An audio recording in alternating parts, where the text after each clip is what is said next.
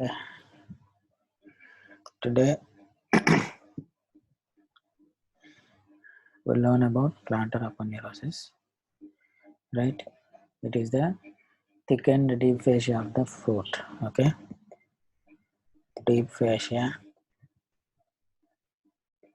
thickened. Right.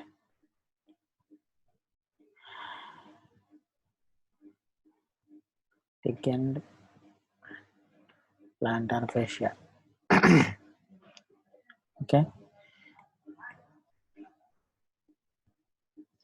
The plantar aponeurosis is composed densely of a wait.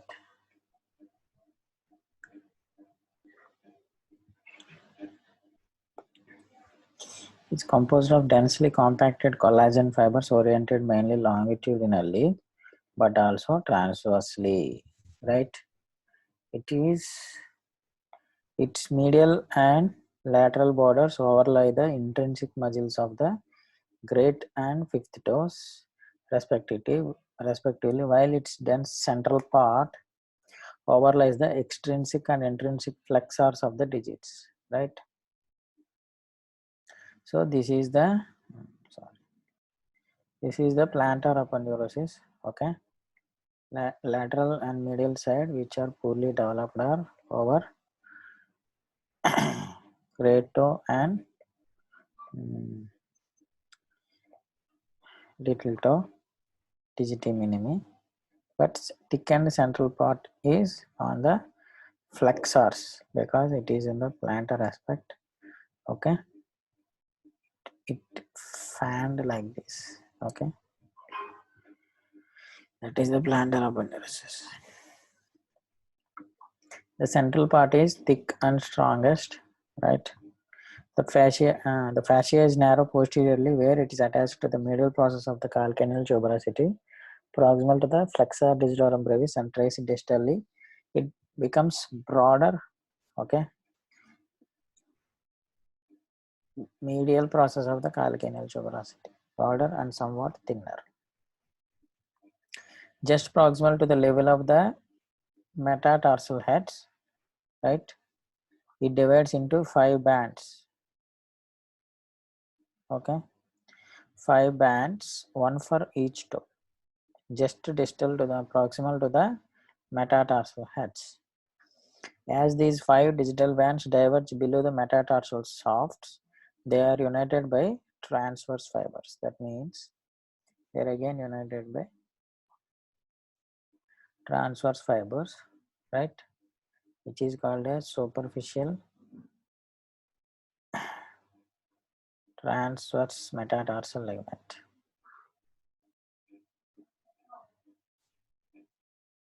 You see, this is the transverse fascicles. See, this is superficial transverse metatarsal ligament, right? This is aponeurosis, central thickened part.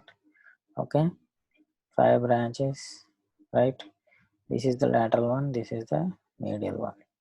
Fully developed lateral one is thickened, okay, which is called as lateral cord, lateral fascia of the plantar fascia, right?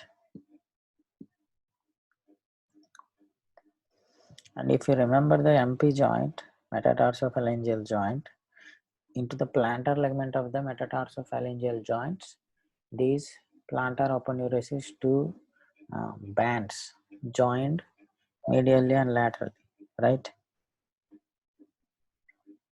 Proximal, plantar, and a little distal to the metatarsal heads and to the metatarsophalangeal joints. The superficial stratum of each 5 bands is connected to the dermis by skin ligaments. That means retinacula cutis. That means this plantar aponeurosis is connected to the skin by retinacula cutis at the metatarsophalangeal joints. These ligaments reach the skin of the first tarsometatarsal ligament, metatarsophalangeal joint proximal to and in the floors of the furrows, that separate the toes from the sole. Lederhose disease, plantar fibromatosis, okay, may involve these ligaments. That means retinacular cutis, which is a connection between skin and plantar aponeurosis, right, resulting in contractures of the affected digits. The deep stratum of each digital band of the aponeurosis yields two septa, right, that flank the digital flexor tendons, that means flexor teeth sheaths, and separate them from the lumbricals and digital vessels and nerves. Okay, so if this is the plantar ligament, these two septa, okay, attached like that to the plantar ligament, right.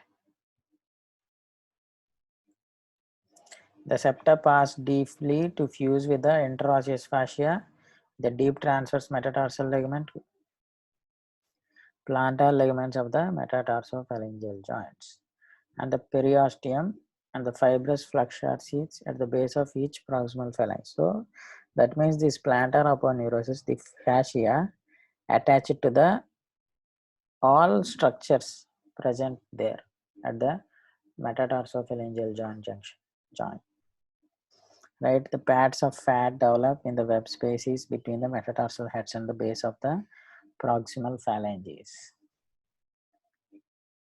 So this they cushion the digital nerves vessels from adjoining tendinous structures and extraneous plantar fractures. So what these do, plantar aponeurosis and these fat do is they cushion the nerves neurovascular structures from the pressure of walking, running, okay, like that. Just distal to the metatarsal heads, a plantar interdigital ligament. We have already seen this superficial transverse metatarsal ligament, okay, blends progressively with the deep aspect of the superficial stratum of the plantar aponeurosis where it enters the toes. You see, this is the plantar aponeurosis, okay, this one. So above them there are all tendons present and also the neurovascular structures.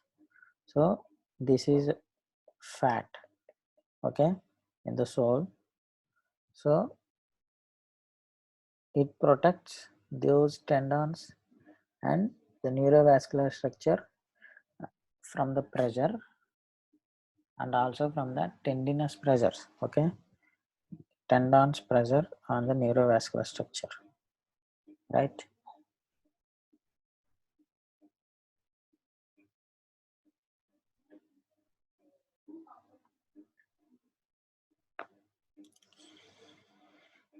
The plantar aponeurosis thus provides an intermediary structure between the skin and osteoligamentous framework of the foot via numerous cutaneous retinacula and deep septa that extend to the metatarsals and phalanges, right.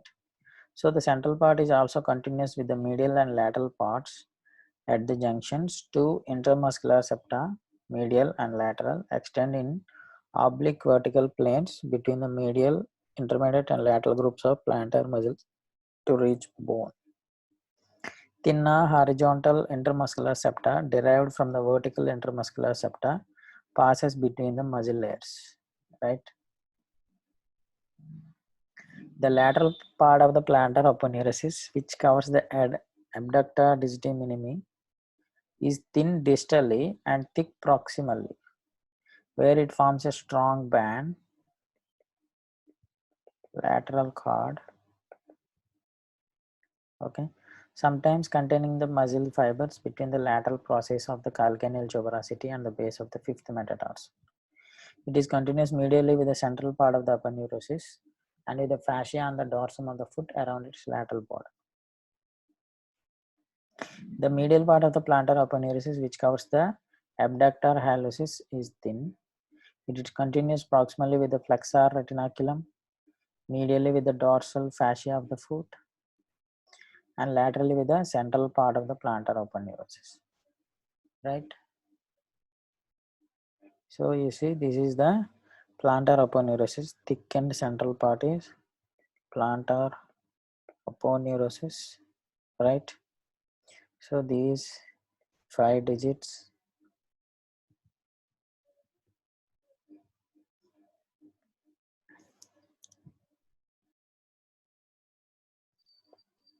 you see, this is the lateral cord, plantar aponeurosis. See, giving the septa on this side and this side, this side and this side, this side and this side, at this side and this side. 2 septa going into the plantar ligament to attach to the plantar ligament, right? You see, this is the plantar aponeurosis. It is a continuation of tendoachilles, right?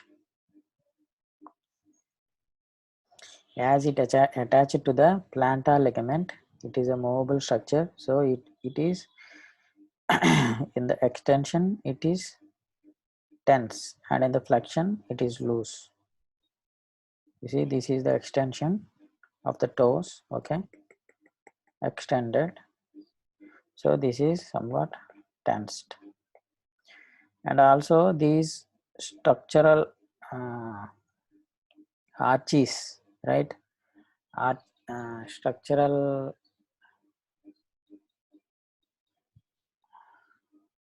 consistency by the arches. These arches of foot are supported by the plantar ligament, right? Sorry, plantar aponeurosis.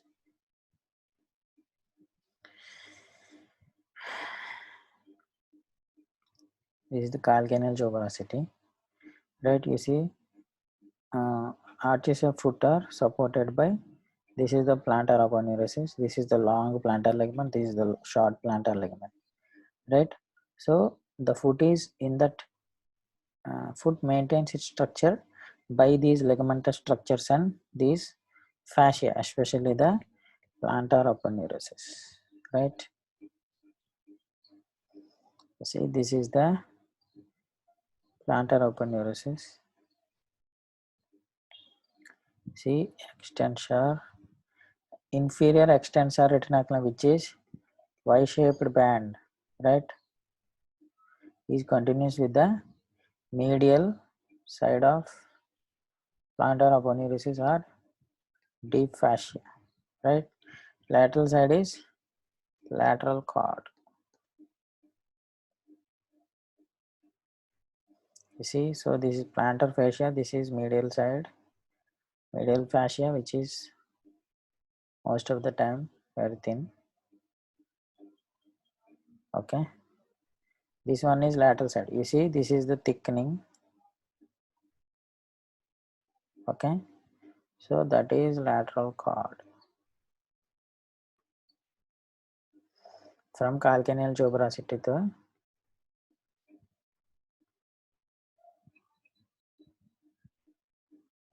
that is a lateral cord, right?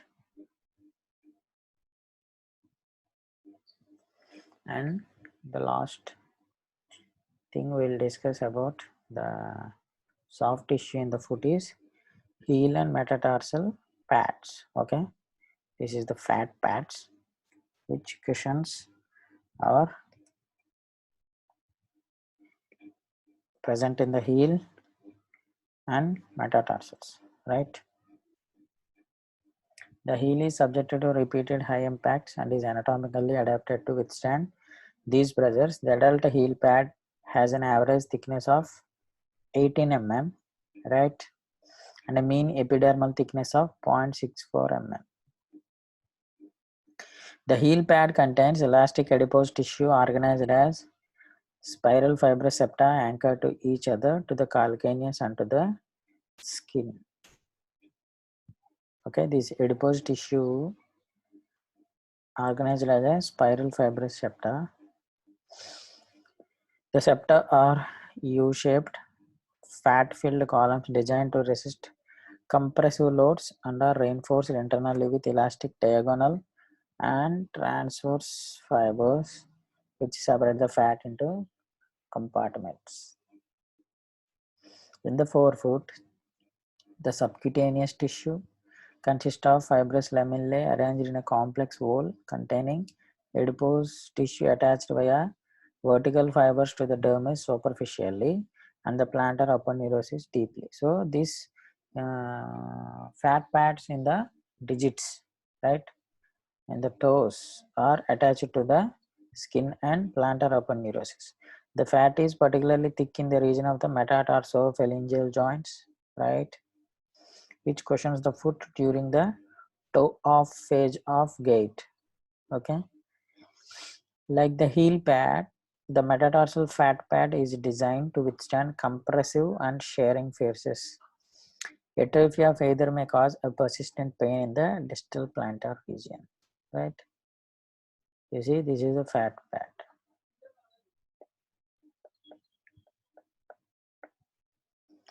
And also here also, you see, fats. Here also metatarsophalangeal joints at the junction of metatarsophalangeal joints. Okay, fat, right? So with that, we end the soft tissue of the foot. Okay, you see, this is the plantar aponeurosis, right? That is the plantar aponeurosis, right? That is regarding plantar aponeurosis, and we have already discussed while dealing with the muscles. We have discussed about the flexor tendinous sheaths and extensor hoods. Okay, revise that content once again in order to have more comprehensive understanding of the foot.